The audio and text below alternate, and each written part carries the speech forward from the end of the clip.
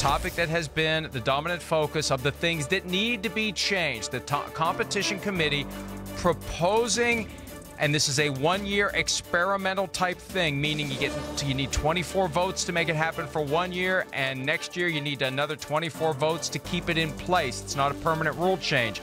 But reviewable plays would be expanded to include roughing the passer, to include pass interference, to include unnecessary contact against players in a defenseless position. This is the response, Peter, to what happened in the NFC Championship game. Although, if it passes, it doesn't prevent what happened in the NFC Championship game because it only applies when the flag is thrown. It's not available for when there's a non-call, which we're going to be talking more about this later, but I don't get it. They found the problem. They've implemented a potential fix, and it wouldn't have avoided what actually happened to cause the problem to be addressed in the first place. What's going on here? Mike, my many years of covering what the competition committee does and in trying to read the tea leaves in the relationship between Roger Goodell, Troy Vincent, Rich McKay, and the competition committee.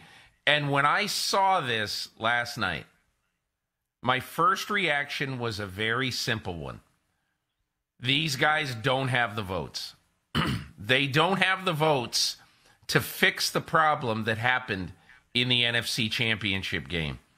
That isn't to say that what is written right here, because there have been many times when rules proposals can be fixed and can be adjusted either now or in May at the league meetings when they have their spring meetings in Key Biscayne, Florida.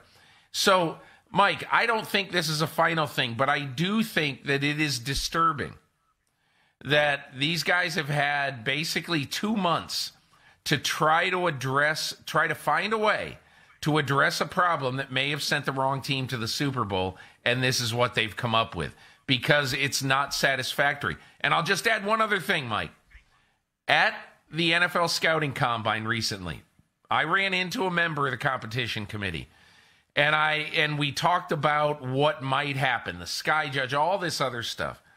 The one thing he said is, Roger Goodell is not going to allow us to leave Phoenix unless there is a tangible fix to the problem. Those are my words, not his. I forget his exact quote, but Roger Goodell is going to make us fix this problem. So let's see what the commissioner can do in Phoenix. Well, and I've got some thoughts on that as well. We're going to take a closer look at this wrinkle, at this problem, and this failed effort to try to fix it, at least so far, in about a half hour. Another important proposal that I think should get more consideration than maybe it will. I don't know what will happen with it. It comes from the other conference championship game. We've seen it twice now in the last 3 years where a team in a championship setting wins the toss in overtime, drives down the field, scores a touchdown, and wins the game. In both instances, it was the Patriots, Super Bowl 51, and the 2018 AFC title game in Kansas City.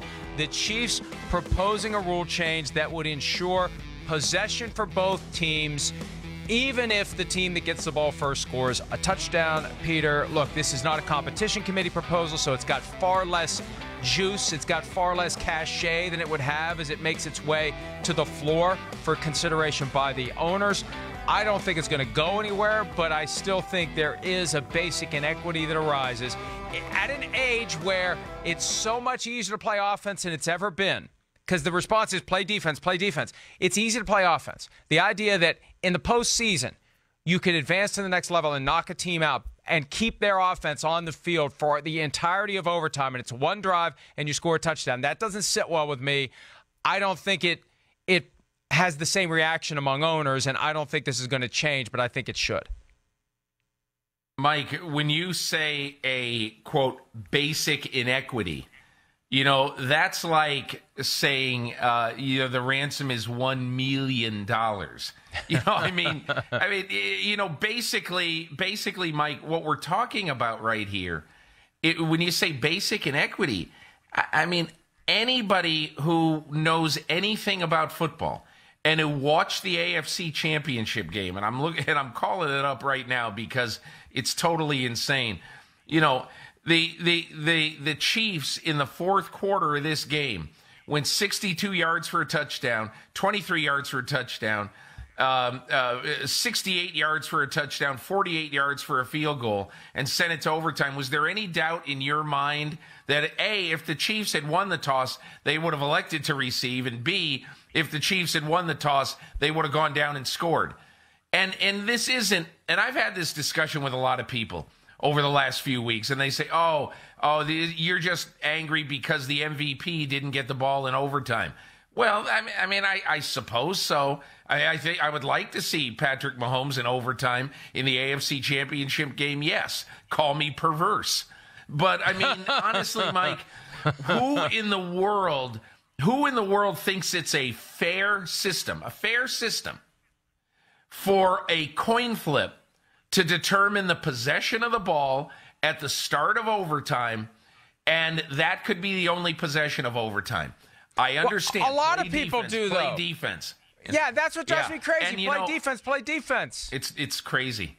Then why, in my memory, Mike, I think the Patriots did it once against the Colts, and Rod Marinelli did it against the Chicago Bears. Why at the start of overtime, in my memory anyway, and it might be more, has there only been twice in my memory ever that a team at the start of overtime has won the toss and elected to kick off? Why?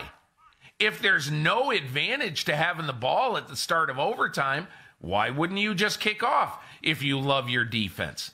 Answer that one.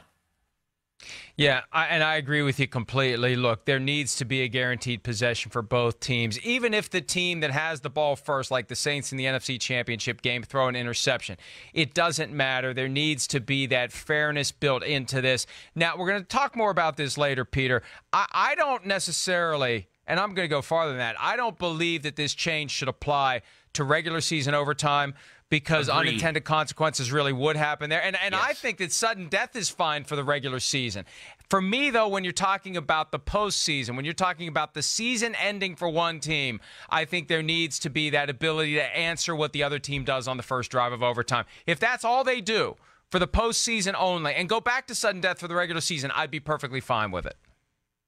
Mike, and what I really like about the rules proposals that we've seen, the best thing is to eliminate overtime in preseason games. Because what the league is basically saying to the Players Association is, hey, we heard your complaint about putting players on the field for more plays, potentially so that they might get injured. We heard that, and we are going to respond to it.